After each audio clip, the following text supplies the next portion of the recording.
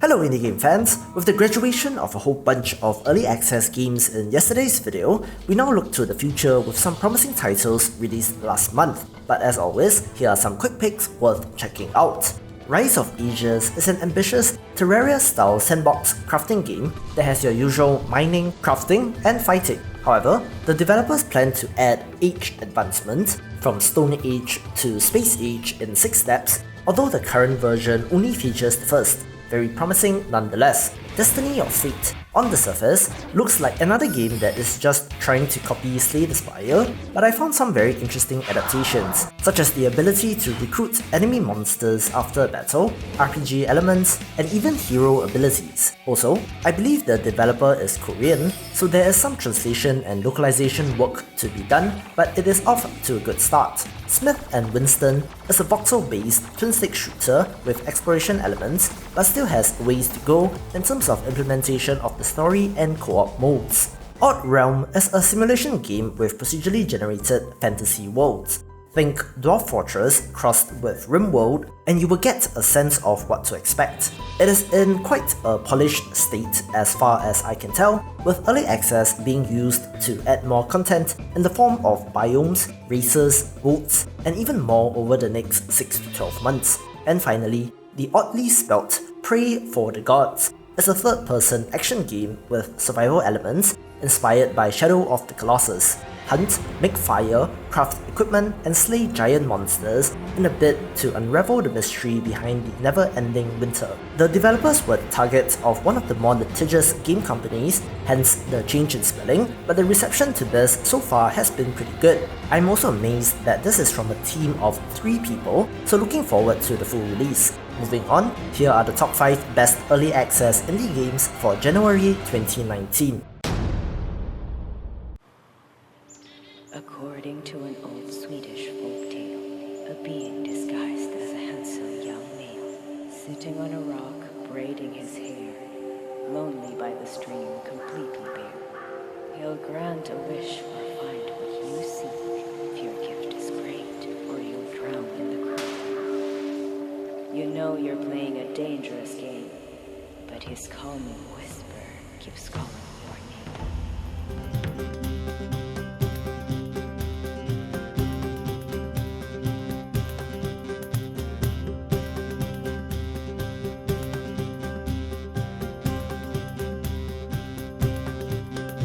Necken is a turn-based roguelite with real-time elements where you explore, gather resources, fight monsters, and try to progress to the next area, ultimately seeking out the Necken, a creature known for drowning everyone who meets him.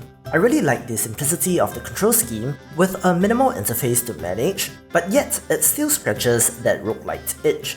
Gather resources such as wood, stone, copper, etc., but be careful since doing these actions will have a chance to cause an enemy to spawn, such as dryads from trees or stone trolls from rocks. There are also meta trinkets to discover, giving you an added boost, and while it is playable from start to finish, over the next 2 to 4 months, the developer plans to add more supporting mechanics such as random events, playable characters, and unidentified mushrooms, similar to bang potions, to flesh out the game.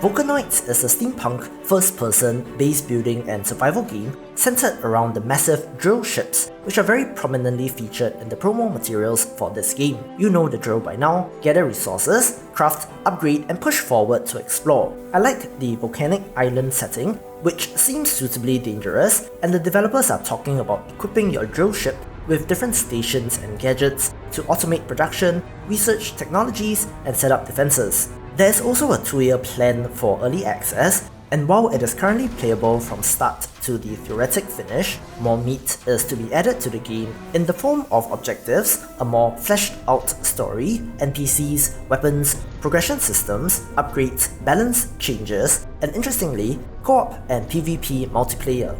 A little strange on the last point, but a good start for this.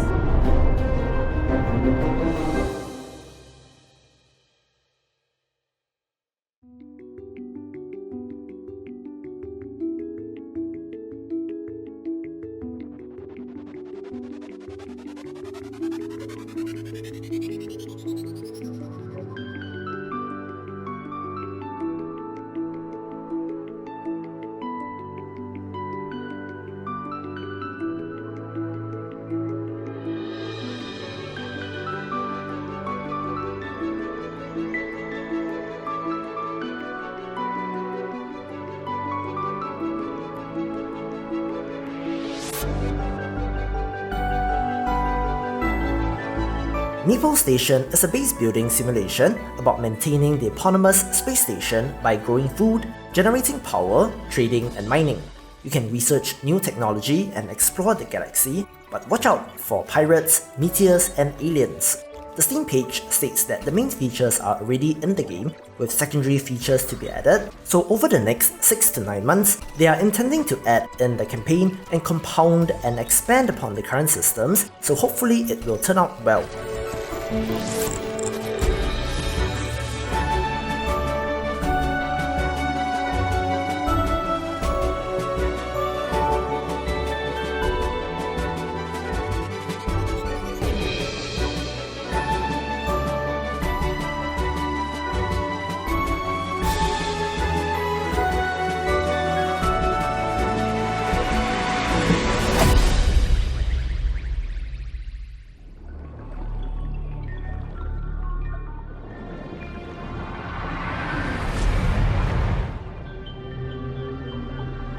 Subnautica Below Zero is the standalone follow-up to Subnautica, and Below Zero is set 1 year after the original game on the same planet, but we begin in the Arctic region, meaning new alien creatures such as the multi-eyed penguins that you see on promotional material.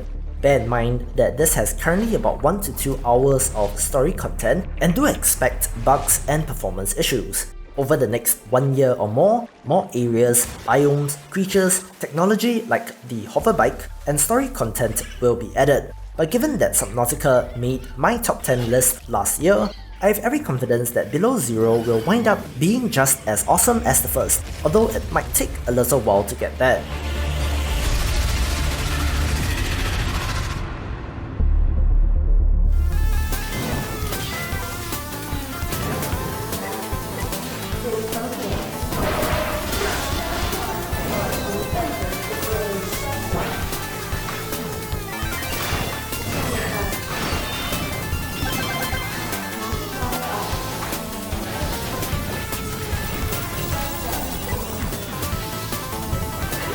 Finally, Demon's Tilt is a pinball game with dazzling pixel art, hellish bosses, cryptic secrets, bullet hell elements, jackpots, and special modes. While it only has one table, this is actually split further into 3 sections, namely the Hermit, the Priestess, and the Chimera, with the first actually featuring multiple bosses as you play on, and there are some pretty cool combos that you can make. I came into this expecting to love it, and unsurprisingly, have. Even though I'm not very good at it, I will continue to pick away at it throughout the year. It should be complete in 2019 with a Q3 target, with more bosses, unlockables, and mechanics to be added to the final version of the table. For bringing back the old school fun with new school visuals, this takes the #1 spot of the month.